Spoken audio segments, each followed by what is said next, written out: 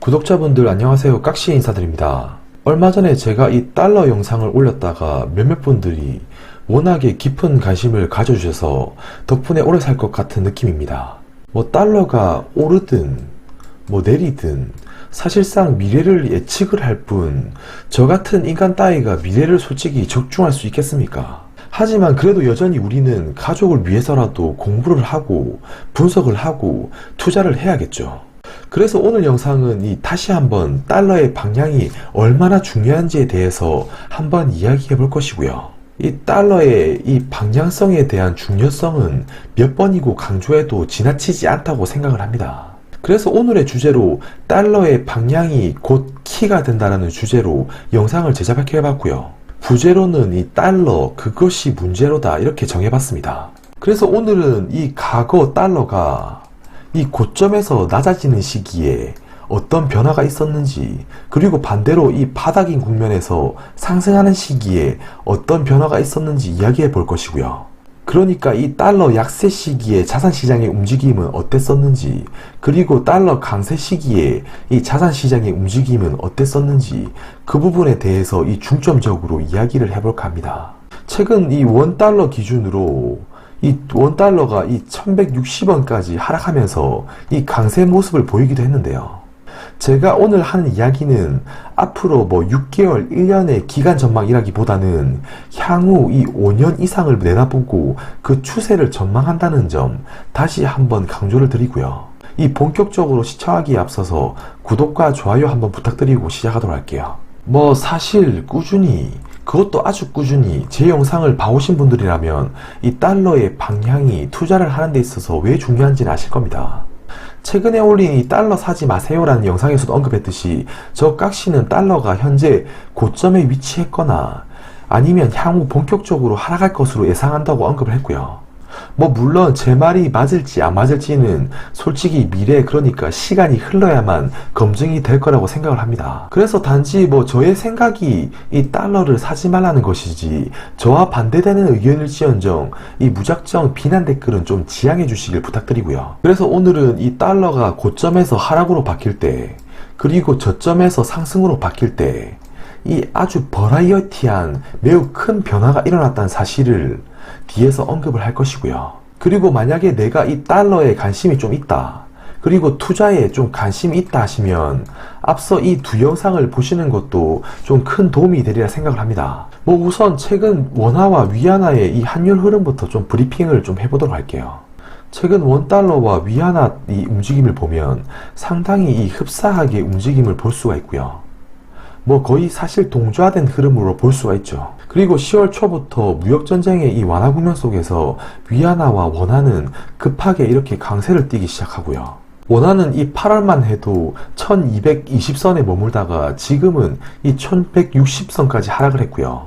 위안화도 역시 8월에는 이 포치 7위안이 깨지면서 이 8월, 9월 초에는 7.2위안까지 상승을 하다가 지금은 다시 이 포치를 깨려고 하는 움직임을 보이고 있어요. 솔직히 여기서 단기적으로 이 환율이 1180원으로 다시 올라갈지 1200원으로 다시 올라갈지, 위안화는 다시 7.2위안화로 회복할지 안 할지 아무도 장담은 못한다고 생각합니다. 하지만 이 전체적인 흐름과 그 방향성이 앞으로 몇 년 동안 어떻게 펼쳐질까를 우리는 예측을 해야 한다는 것이고요. 그렇다면 이런 단기 변동성, 이런 거보다는 정말 추세의 변화 속에서 이 달러의 앞으로 강세 요인이 많을지 이 하락 요인이 많을지 이걸 좀 따져봐야 할 것 같고요. 그래서 뒷장부터는 이 달러가 강하고 약했을 때 어떤 흐름이 나왔는지 이야기를 좀 해볼게요. 우선 이해를 돕기 위해서 달러 인덱스 1980년도부터 현재까지의 차트를 좀 들고 왔습니다. 우선 첫 번째 1980년대를 잠깐 보게 되면 달러가 80포인트 선에서 지금 움직이고 있고요. 사실 이 1970년대만 하더라도 이 전 세계는 이런 달러와 약세 국면 속에서 극심한 인플레에 시달렸습니다. 이 금값과 유가는 매우 치솟았고요. 그래서 1970년대는 이 인플레의 시기였다 이렇게 말할 수가 있고요. 그런데 이 1980년대 들어서 달러가 이렇게 저점을 찍고 이렇게 상승을 하기 시작하니까요. 그 영원할 것만 같았던 인플레 현상이 붕괴되기 시작합니다.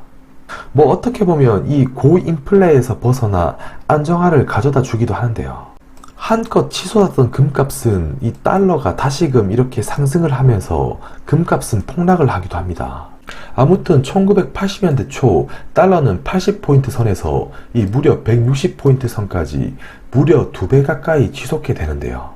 이 기간은 그래서 어떻게 보면 일본이 세계 무대에서 강대국으로 성장하면서 미국의 견제를 받던 시기이기도 하고요. 아무튼 이 시기는 인플레이에서 디플레이션으로 변화로 각종 상품 가격이 폭락한 시기이기도 합니다. 그리고 두 번째는 이제 달러가 160선에 도달을 했는데요. 이제는 반대로 달러가 이렇게 약해가는 시기입니다. 이 시기는 달러가 약해지면서 인플레 현상을 더 부추기게 되고요. 일본 부동산 버블과 본격적인 이 호황기를 맞던 시기이기도 해요. 우리나라의 코스피 주가 또한 고점을 연일 갱신하기 시작하고요. 뭐 말 그대로 몇십 년 만에 한 번 올까 말까, 아니 살면서 몇 번 안 되는 이 소중한 불을 맞이할 수 있는 기회가 된 셈이었는데요. 그런데 이런 영원할 것만 같았던 일본도 달러가 다시 이 80선까지 내려오기 시작하고, 저점에서 이 달러 강세 국면으로 변모하던 시기가 이 일본의 버블의 정점을 만들고 마무리하던 시점이 됩니다. 아무튼 이 달러 약세 시기에 주가 지수는 폭등을 했다는 점이며, 특히 미국보다 그 외 국가들의 상승률이 도드라졌다는 점입니다. 그 다음은 뭐 1990년대인데요. 1990년대는 뭐 달러 저점의 시기이기도 합니다. 그래서 1995년도 전까지만 해도 신흥국에는 딱히 커다란 걱정거리가 없었고 고성장을 이루고 잘 나가던 시기였습니다. 그런데 1995년도부터 달러가 이렇게 80선을 지지하면서 이 반등하기 시작하니까 본격적으로 달러 강세 국면으로 돌입하기 시작하면서 아시아 외환 위기야 이 멕시코 경제 위기, 이렇게 미국의 국가들에게 비명이 들리기 시작하는데요. 그래서 달러가 이렇게 강세로 돌입하는 국면 속에서 이 미국을 제외한 국가들에게는 정말로 고통의 시기였습니다. 이 시기는 달러의 정점 2002년까지 어떻게 보면 미국의 주가 상승률, 이 미국발 닷컴 버블이 주가 상승의 주도 종목이었고요. 그래서 이 시기를 정리를 하면 달러가 이 바닥에서 상승하는 시기, 이 미국을 제외한 국가들에게는 말 그대로 고통의 시간이었습니다. 아무튼 이렇게 달러가 좀 올랐으니 이제 또 다시 내려갈 일만 남았겠죠. 아무튼 뭐 닷컴 버블을 거치면서 다시 또 달러 약세 국면으로 이렇게 돌입하기 시작합니다. 2002년부터 거의 2012년까지 달러 거의 10년 동안 달러 약세 국면을 유지하는데요. 이 시기에 접어들게 되면서 원자재 가격이 상승하고 이 신흥국의 버블을 만들게 됩니다. 중국의 성장률이 매우 도드라지면서 중국의 이 삽질 경제를 바탕으로 전 세계 원자재 가격도 이렇게 상승을 하고 달러 약세에 힘입어서 상품 가격도 이렇게 상승을 연출하게 됩니다. 그렇게 되니까 이 기업들의 실적과 이익, 특히 제조업 중심으로 많이 개선이 되고요. 중국의 이 종합 주가 지수는 큰 상승을 이때 이루었고 이 시기에 이 코스피 또한 엄청난 상승을 하게 됩니다. 그러다가 다시 이 달러가 바닥을 찍고 이렇게 강세로 돌아서는 국면에 글로벌 금융위기가 출현이 되고요.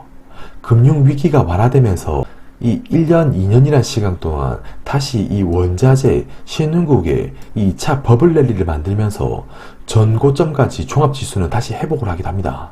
그러니까 2002년에 시작된 달러 약세는 원자재 가격을 상승시키면서 이 중국발 버블까지 출현시키게 되는데요. 그리고 뭐 달러가 이렇게 또 떨어질 만큼 떨어졌으면 이제 또 어떻겠습니까? 이제 또 이렇게 다시 올라가야죠. 2010년대는 말 그대로 이 달러 강세 시기였다 이렇게 볼 수가 있고요. 이렇게 올라가는 국면에는 어떤 일이 벌어졌다? 이 미국 외 국가들에게는 매우 고통의 시간이었다. 유로존이 제일 먼저 이야기가 나오기 시작하고요. 이 비명이 들리기 시작합니다.